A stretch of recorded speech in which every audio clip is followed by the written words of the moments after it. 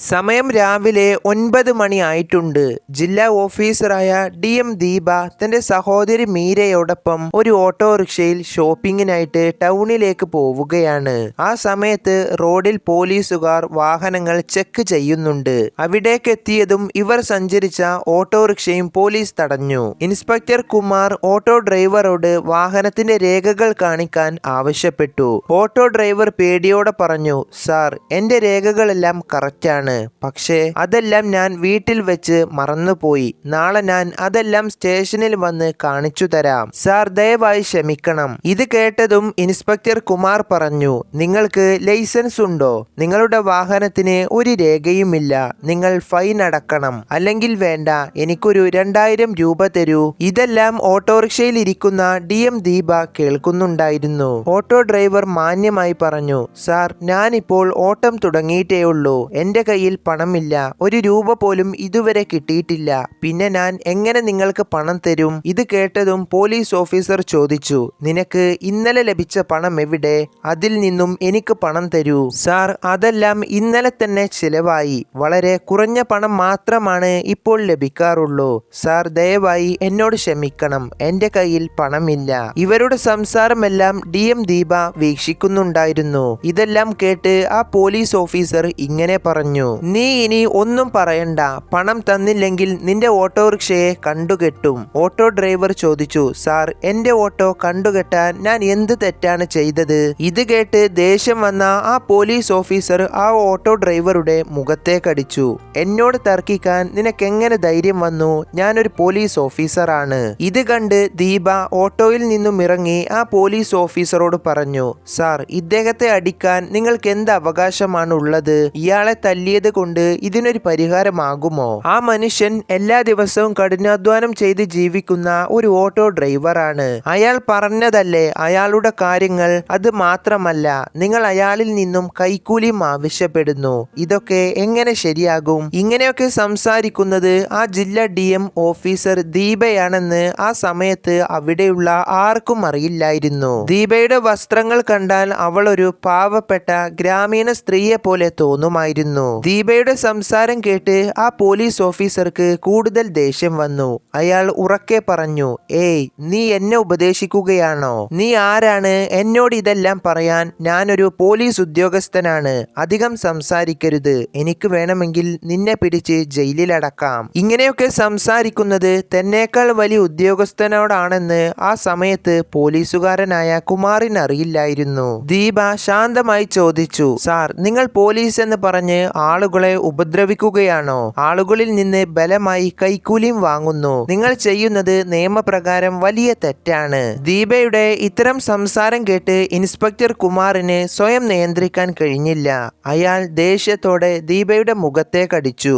"നീ എന്നെ നിയമം പഠിപ്പിക്കരുത്. നിന്റെ സംസാരം കേട്ടാൽ തോന്നും നീ എന്നേക്കാൾ നിയമം പഠിച്ചതാണെന്ന്." ഇതെല്ലാം കണ്ടുനിന്ന ഓട്ടോ ഡ്രൈവർ പേടിച്ച് ഒന്നും മിണ്ടാതെ നിന്നു. ദീപ തന്റെ ദേഷ്യം സ്വയം നിയന്ത്രിച്ചു. ആ പോലീസ് ഓഫീസർ ഇനി എന്തൊക്കെ ചെയ്യുമെന്നറിയാനായിട്ട് അവൾ മനഃപൂർവ്വം തന്റെ യഥാർത്ഥ ഐഡന്റിറ്റി പുറത്തു കാട്ടിയില്ല. കുറച്ചു കഴിഞ്ഞ് ദീപ തന്റെ സഹോദരിയെയും കൂട്ടി മറ്റൊരു ഓട്ടോറിക്ഷയിൽ മാളിലേക്ക് പുറപ്പെട്ടു. രണ്ടുപേരും ആവശ്യമായ സാധനങ്ങളെല്ലാം വാങ്ങി. ആ സമയത്ത് ദീപയുടെ കണ്ണുകളിൽ ആ പോലീസുകാരനോടുള്ള ദേഷ്യമുണ്ടായിരുന്നു. ആ പോലീസുകാരനെ ഒരു പാഠം പഠിപ്പിക്കണമെന്ന് അവൾ മനസ്സിൽ വിചാരിച്ചു. നിയമം അനുസരിക്കാത്ത ഒരു പോലീസിനും സ്റ്റേഷനിൽ സ്ഥാനമില്ല. പോലീസുകാരെല്ലാം അഴിമതിയിൽ മുങ്ങിയിരിക്കുന്നു. മാളിൽ നിന്നും ദീപ ഇതെല്ലാം ആലോചിച്ചു. പിറ്റേന്ന് രാവിലെ തന്നെ ദീപ ഒരു സാധാരണ വസ്ത്രവും ധരിച്ച് നേരെ പോലീസ് സ്റ്റേഷനിലേക്ക് നടന്നു. ഇൻസ്പെക്ടറായിട്ടുള്ള കുമാർ ജോലി ചെയ്യുന്ന സ്റ്റേഷനായിരുന്നു അത്. സ്റ്റേഷനിലേക്ക് ദീപ എത്തിയതും ഇൻസ്പെക്ടർ കുമാർ അവിടെ ഇല്ല എന്ന് അവൾക്ക് മനസ്സിലായി. അവിടെ ഉണ്ടായിരുന്നത് സുരേഷും പ്രദീപും എന്നു പേരുള്ള 2 പോലീസ് കോൺസ്റ്റബിൾമാരായിരുന്നു. ദീപ സുരേഷിന്റെ അടുത്തെത്തി പറഞ്ഞു, "സാർ, എനിക്കൊരു പരാതിയുണ്ട്." ഇത് കേട്ടതും ആ കോൺസ്റ്റബിൾ ദീപയോട് പറഞ്ഞു, "ഇവിടെ ഒരു പരാതി എഴുതാൻ 5000 രൂപയാണ്. അത് കൊണ്ടുവന്നിട്ടുണ്ടോ? ഇല്ലെങ്കിൽ നിനക്ക് പോകാം." ഇത് കേട്ടതും ദീപയുടെ കണ്ണുകൾ ദേഷ്യം കൊണ്ട് ചുവന്നു. ഇങ്ങനെ ഒരു പോലീസ് സ്റ്റേഷൻ ഇന്നും തന്റെ നാട്ടിലുണ്ടെന്നറിഞ്ഞ് ദീപ അത്ഭുതപ്പെട്ടു. ഒരു നിമിഷം ദീപ നിശബ്ദമായി നിന്നു. ശേഷം അവൾ ചോദിച്ചു, "സാർ, നിങ്ങൾ ഇവിടേക്ക് പരാതിയുമായി വരുന്നവരോടെല്ലാം കൈക്കൂലി ചോദിക്കാറുണ്ടോ? ഒരു ഒരു റിപ്പോർട്ട് എഴുതുന്നതിന് യാതൊരു ഫീസുമില്ല. നിങ്ങൾ ചെയ്യുന്നത് തെറ്റായ കാര്യമാണ്, നിയമവിരുദ്ധമാണ്. ഇത് കേട്ട കോൺസ്റ്റബിൾ സുരേഷ് പറഞ്ഞു. നീ എന്താണ് പറഞ്ഞത്? ഞാൻ ചെയ്യുന്നത് തെറ്റാണെന്നോ? നിയമത്തെക്കുറിച്ച് നീ എന്നെ പഠിപ്പിക്കരുത്. വേഗം പോകൂ ഇവിടെ നിന്ന്. ഈ കോൺസ്റ്റബിളും ഇൻസ്പെക്ടർ കുമാറിന്റെ വഴിയിലൂടെയാണ് നടക്കുന്നതെന്ന് ദീപക് മനസ്സിലായി. അവൾ കുറച്ച് മാന്യതയോടെ ചോദിച്ചു, സാർ, നിങ്ങളുടെ ഇൻസ്പെക്ടർ കുമാർ സാർ എവിടെയാണ്? സുരേഷ് ദേഷ്യപ്പെട്ടു. എനിക്കറിയില്ല, എന്നോട് ചോദിക്കരുത്. പോയി അവനോട് സംസാരിക്ക്. ദീപ വീണ്ടും പറഞ്ഞു, സാർ, എനിക്കൊരു പരാതിയുണ്ട്. ഇത് നിങ്ങൾ സ്വീകരിച്ചില്ല എങ്കിൽ നിങ്ങൾക്കെതിരെ ഞാൻ നടപടിയെടുക്കും. ഞാൻ ആരാണെന്ന് നിങ്ങൾക്കറിയില്ല. മറിച്ച് ഒന്നും ആലോചിക്കാതെ ദീപ പറഞ്ഞു. ഇത് കേട്ട് സുരേഷ് ചിരിച്ചുകൊണ്ട് പറഞ്ഞു, നീ എന്നെ പേടിപ്പിക്കുകയാണോ? നീ വെറും ഒരു സാധാരണ സ്ത്രീ മാത്രമാണ്. നിനക്ക് എന്ത് ചെയ്യാൻ സാധിക്കും? ഇവിടെ നിന്ന് പോകൂ, ഇല്ലെങ്കിൽ ഞാൻ നിന്നെ പുറത്താക്കും. ഈ സ്റ്റേഷനിലെ പോലീസുകാരെല്ലാം അഴിമതിക്കാരാണെന്ന് ആ സമയത്ത് ദീപക്ക് മനസ്സിലായി. ദീപ ഫോൺ എടുത്ത് ഉയർന്ന ഉദ്യോഗസ്ഥരായ ജില്ലയിലെ IAS ഓഫീസറിനോടും IPS ഓഫീസറിനോടും ഈ കാര്യം വിളിച്ചു പറഞ്ഞു. കുറച്ചു കഴിഞ്ഞ് ദീപ വീണ്ടും പറഞ്ഞു, സാർ, എനിക്ക് ഒരു പരാതിയുണ്ട്. നിങ്ങൾ റിപ്പോർട്ട് ഫയൽ ചെയ്യണം. പൊതുജനങ്ങളോട് നിങ്ങൾ ഇങ്ങനെയാണ് പെരുമാറുന്നതെങ്കിൽ ആരിൽ നിന്നാണ് നമുക്ക് നീതി പ്രതീക്ഷിക്കാൻ കഴിയുക? ഇത് കേട്ട് കോൺസ്റ്റബിൾ തിരിച്ചു പറഞ്ഞു, നിങ്ങളുടെ കേസ് എഴുതണമെങ്കിൽ മിനിമം എനിക്ക് 50 രൂപയെങ്കിലും തരണം. പണമില്ലാതെ ഒന്നും നടക്കില്ല. എന്നെ വീണ്ടും ശല്യപ്പെടുത്തരുത്. ഇത് കേട്ട് ദീപ സ്വയം മനസ്സിൽ വിചാരിച്ചു, ഇവരൊക്കെ എത്ര തരം താണു പോയിരിക്കുന്നു എന്ന്. ഒരു സ്ത്രീയോട് എങ്ങനെ സംസാരിക്കണമെന്ന് പോലും അവർക്കറിയുന്നില്ല. അവൾ ഒരു പുഞ്ചിരിയോടെ പറഞ്ഞു, നോക്കൂ സാർ, നിങ്ങൾ സ്വയം വലിയ ഉദ്യോഗസ്ഥനായി കരുതുന്നു. പക്ഷേ കുറച്ചു കഴിഞ്ഞ് നിങ്ങൾക്ക് എന്താണ് സംഭവിക്കാൻ പോകുന്നതെന്ന് നിങ്ങൾക്കറിയില്ല. ദേഷ്യം വന്ന ആ പോലീസ് കോൺസ്റ്റബിൾ ദീപയെ പിടിച്ച് പുറത്തേക്ക് കൊണ്ടുപോകാൻ നിൽക്കുമ്പോഴാണ് പോലീസ് സ്റ്റേഷന്റെ പുറത്ത് നിന്ന് ആ വലിയ ശബ്ദം കേൾക്കുന്നത്. നിർത്തൂ. എല്ലാവരുടെയും കണ്ണുകൾ ആ സമയം സ്റ്റേഷന്റെ പുറത്തേക്കായിരുന്നു. അവിടെ IAS IPS ഉദ്യോഗസ്ഥർ നിൽക്കുന്നുണ്ടായിരുന്നു. അവരുടെ കൂടെ വന്ന ഒരാൾ കോൺസ്റ്റബിൾ സുരേഷിനോട് ചോദിച്ചു, ഏയ് കോൺസ്റ്റബിൾ, നിങ്ങൾ എന്താണ് ചെയ്യുന്നത്? നിങ്ങൾ യൂണിഫോമിന്റെ ബലത്തിലാണ് ഇതെല്ലാം ചെയ്യുന്നതെങ്കിൽ അത് നടക്കില്ല. ഇത് കേട്ടതും സുരേഷിന്റെ കൈകാലുകൾ വിറക്കാൻ തുടങ്ങി. നെറ്റിയിൽ നിന്നും വിറപ്പൊലിച്ചിറങ്ങി. ചെറിയ പേടിയോടെ സുരേഷ് തന്റെ സാറുമാരോട് ഇങ്ങനെ പറഞ്ഞു, സാർ, ഈ പെൺകുട്ടി ഒരുപാട് സമയമായി ഇവിടെ വന്നിട്ട് ഇതുവരെ ഒന്നും സംസാരിക്കുന്നില്ല. ഇവിടെ നിന്ന് പോകുന്നുമില്ല. അയാൾ തന്റെ കള്ളത്തരം മറക്കാനായിട്ട് ഓരോ കള്ളക്കഥകൾ കെട്ടിച്ചമക്കാൻ തുടങ്ങി. ഇത് കേട്ടതും ദീപ ദേഷ്യത്തോടെ ഉയർന്ന ശബ്ദത്തിൽ പറഞ്ഞു, മിണ്ടാതിരിക്കൂ സുരേഷ്. ഞാൻ വെറും ഒരു സ്ത്രീയല്ല. ഞാൻ ഈ ജില്ലയിലെ DM ഓഫീസറാണ്. പേര് ദീപ. ഇവിടെയുള്ള പോലീസുകാർ സാധാരണക്കാരോട് എങ്ങനെയാണ് പെരുമാറുന്നതെന്ന് ഞാൻ എന്റെ കണ്ണുകൾ കൊണ്ട് കണ്ടു. ഈ പോലീസ് സ്റ്റേഷൻ നിങ്ങളുടെ വ്യക്തിത്വത്തെ ഉണർത്തുമെന്ന് നിങ്ങൾ വിചാരിക്കുന്നുണ്ടോ? യഥാർത്ഥ നിയമം എന്താണെന്ന് നിങ്ങൾക്കിപ്പോൾ മനസ്സിലാകും. ഈ സമയത്ത് പോലീസ് സ്റ്റേഷനിലെ അന്തരീക്ഷം ആകെ മാറിയിരുന്നു. അവിടെ ഉണ്ടായിരുന്ന മറ്റു കോൺസ്റ്റബിൾമാരെല്ലാം പരസ്പരം മുഖത്തേക്ക് നോക്കി. ഓഫീസർ ദേഷ്യത്തോടെ മേശയിൽ കൈ കൊണ്ടടിച്ച് ഉത്തരവിട്ടു, കോൺസ്റ്റബിൾ സുരേഷിനെ കസ്റ്റഡിയിലെടുക്കൂ. പോലീസ് സ്റ്റേഷൻ ഒരു നിമിഷത്തേക്ക് നിശബ്ദമായി. കുറച്ചു മുമ്പ് സിംഹത്തെ പോലെ ദേഷ്യപ്പെട്ടിരുന്ന കോൺസ്റ്റബിൾ സുരേഷ് പേടിച്ചുകൊണ്ട് കൈകൾ കൂപ്പി പറഞ്ഞു, മാഡം, ഞാൻ ഒരു തെറ്റ് ചെയ്തു. നിങ്ങൾ DM ഓഫീസർ ആണെന്ന് എനിക്കറിയില്ലായിരുന്നു. പക്ഷേ ദീപയുടെ കണ്ണുകളിൽ ദയയോ കരുണയോ ഒന്നും ഉണ്ടായിരുന്നില്ല. നിങ്ങൾ ചെയ്തത് വലിയൊരു തെറ്റാണ്.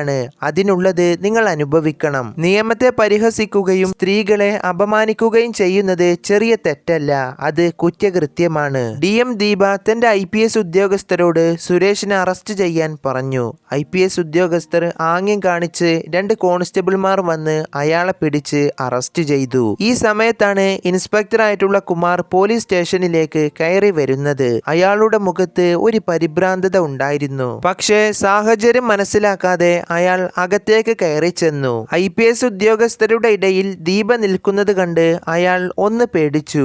ഇന്നലെ ഞാൻ അവളെ മുഖത്തടിച്ചത് കൊണ്ട് അതിന് പരാതി നൽകി ഇവരെല്ലാം അന്വേഷിക്കാൻ വന്നതാണോ എന്ന് ഇൻസ്പെക്ടർ കുമാർ മനസ്സിൽ വിചാരിച്ചു. അന്ന് അതൊരു ചെറിയ സംഭവമാണെന്ന് അയാൾ കരുതി. ഇൻസ്പെക്ടർ കുമാർ അവരോട് ഇങ്ങനെ പറഞ്ഞു, സാർ, ഈ സ്ത്രീയാണ് എല്ലാ പ്രശ്നങ്ങളും തുടങ്ങിയത്. ഞാൻ മറ്റൊരാളോട് സംസാരിക്കുമ്പോൾ ഇവളാണ് പ്രശ്നങ്ങളെല്ലാം ഉണ്ടാക്കിയത്. അങ്ങനെ ഞാൻ അവളോട് കുറച്ച് കാര്യങ്ങൾ പറഞ്ഞു. അതാണ് സാർ ഉണ്ടായത്. ഇത് കേട്ട് IPS ഓഫീസർ ദേഷ്യത്തോടെ കുമാർ ഇൻസ്പെക്ടറെ കവിളിൽ തട്ടി പറഞ്ഞു, ഒന്ന് മിണ്ടാതിരിക്കൂ. നീ സംസാരിക്കുന്നത് ആരെ കുറിച്ചാണെന്ന് നിനക്കറിയില്ലേ? സാർ, നിങ്ങൾ എന്താണ് പറഞ്ഞു വരുന്നത്? ഈ സ്ത്രീ ആരാണ്? ഇൻസ്പെക്ടർ കുമാർ ചെറിയൊരു വിറക്കുന്ന ശബ്ദത്തിൽ ചോദിച്ചു. IPS ഓഫീസർ മറുപടി പറയുന്നതിന് മുമ്പ് DM ദീപ അയാളോട് പറഞ്ഞു, ഇൻസ്പെക്ടർ കുമാർ, ഇന്നലെ നീ എന്നെ പരസ്യമായി അപമാനിച്ച് മുഖത്തേക്ക് അടിച്ചുകൊണ്ടെല്ലാം നീ ജയിച്ചെന്ന് കരുതിയോ? നീ എന്നോട് ഇത്രയധികം ചെയ്തെങ്കിൽ മറ്റു പല